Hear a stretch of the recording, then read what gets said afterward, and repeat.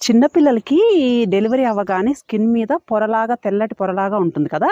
ఇది రాకుండా ఉండాలంటే మనం గోరింటాకు తినొచ్చా? ఏం చేయాలి? అని చెప్పి మన వ్యూవర్స్ అడుగుతున్నారండి.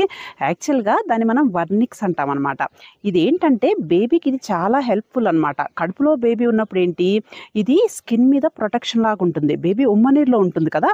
మనం కంటిన్యూగా వాటర్‌లో ఉన్నప్పుడు మనకి స్కిన్ పాడయ్యే ఛాన్స్ ఉంటది. కాబట్టి బేబీకి ఇది కడుపులో ఉన్నప్పుడు వాటర్ ప్రూఫ్ లాగా పనిచేస్తుంది. అండ్ బయటకొచ్చిన తర్వాత మారిన టెంపరేచర్‌ని సడెన్‌గా తట్టుకోవటానికి ఒకటి, అండ్ స్కిన్‌కి మాయిశ్చరైజర్‌గా పనిచేస్తుంది. అండ్ దీనికి ఇన్ఫెక్షన్స్ రాకుండా ఉండే యాంటీ మైక్రోబియల్ ప్రాపర్టీస్ కూడా ఉంటాయన్నమాట. సో, ఈ తెల్లటి పొర ఉండటం అనేది బేబీకి చాలా హెల్ప్ అవుతుంది.